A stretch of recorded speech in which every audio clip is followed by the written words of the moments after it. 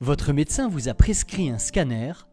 Cette vidéo a pour but de vous expliquer les principes de cet examen d'imagerie permettant d'explorer l'ensemble du corps humain.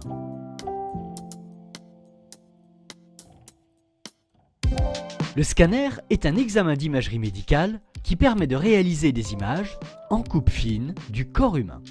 L'exploration au scanner a pour avantage de donner des informations très précises sur les zones à étudier. Elle est notamment envisagée pour la recherche d'anomalies qui ne sont pas visibles à l'échographie ou sur des radiographies classiques. Il utilise des rayons X à faible dose. Il balaye la zone à étudier en rotation et reconstitue les images millimétriques en 2D ou en 3D des structures anatomiques. Pour améliorer la visibilité des tissus, notamment pour l'abdomen, les vaisseaux et l'appareil urinaire, il est souvent nécessaire d'utiliser un produit de contraste iodé, le plus souvent administré par voie veineuse. Cette injection est décidée par le médecin radiologue, qui est le responsable de l'examen. En raison de l'utilisation des rayons X, vous devez signaler si vous êtes enceinte ou pensez l'être. En effet, l'exposition aux rayons X est à limiter au maximum en cas de grossesse afin d'éviter l'irradiation du fœtus. Si vous allaitez, le scanner et l'injection de produits de contraste ne sont pas contre-indiqués. Si une injection de produits de contraste est nécessaire, il est important de signaler au préalable toute allergie ou si vous êtes suivi pour une maladie chronique qui pourrait contre-indiquer l'utilisation de produits de contraste iodés tels que le diabète, l'hypertension artérielle ou une maladie rénale. Dans ce cas, une vérification de la fonction rénale par une prise de sang sera préalablement demandée. Lorsque vous prenez rendez-vous pour un scanner, munissez-vous de l'ordonnance du médecin. Cela permettra de formuler le plus clairement possible votre demande d'examen. Si vous disposez d'examens antérieurs et ou de comptes rendus d'une éventuelle intervention chirurgicale, pensez à les ramener dans l'éventualité où le radiologue aurait besoin de plus d'informations. Cet examen ne nécessite pas d'être à jeun.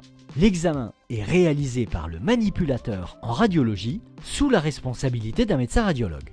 Lors de votre installation en cabine, il vous sera demandé de retirer tout élément métallique qui pourrait arrêter les rayons X. Vous pouvez être amené à retirer aussi certains vêtements. Dans ce cas, une tenue de remplacement à usage unique vous sera proposée.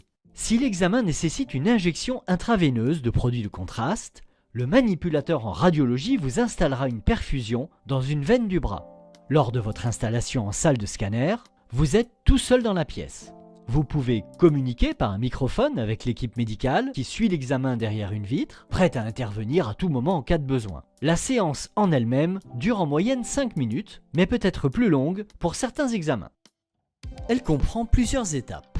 Vous êtes allongé sur le dos sur une table d'examen. Pendant l'examen, la table se déplace dans l'anneau.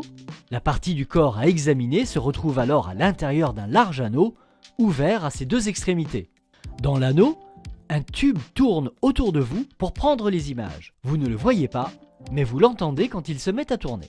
Ce bruit est normal et ne doit pas vous inquiéter. Les images sont ensuite enregistrées. L'acquisition des images est très rapide. Elle dure au maximum 10 secondes, durant lesquelles vous devez rester immobile et ne pas respirer quand on vous le demande, pour éviter que les images soient floues. Votre coopération est très importante.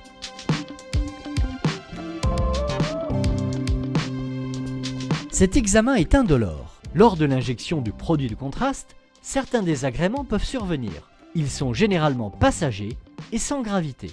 Vous pouvez ressentir une sensation de chaleur dans le bras, puis dans tout le corps, qui se dissipe rapidement. Des nausées pendant quelques secondes, voire plus rarement des vomissements.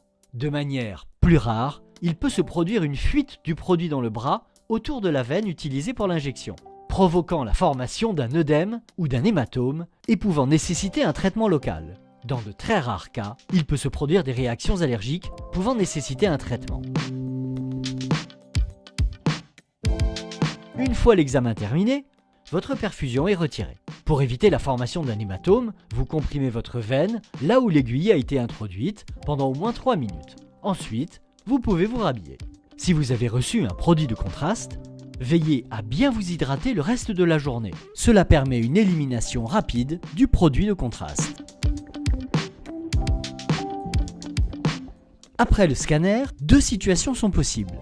Soit le radiologue analyse les images rapidement et vous explique tout de suite les premiers résultats, Dans ce cas, n'hésitez pas à lui demander des précisions si vous le souhaitez, soit l'interprétation des clichés demande plus de temps, et les résultats vous sont communiqués ultérieurement par l'intermédiaire du médecin demandeur.